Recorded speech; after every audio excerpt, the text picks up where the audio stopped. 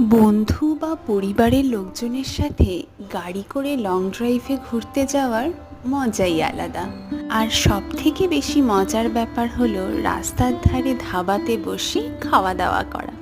Hello everyone, welcome again to my channel Mou Kahini. আজ আমি আপনাদের সাথে শেয়ার করছি একদম পাঞ্জাবি ধাবা স্টাইলের পনির ভুর্জি। এর আগেও আমি অনেকবার পনির ভুর্জি বানিয়েছি, কিন্তু কখনোই দেখতাম ধাবা স্টাইল হচ্ছে না।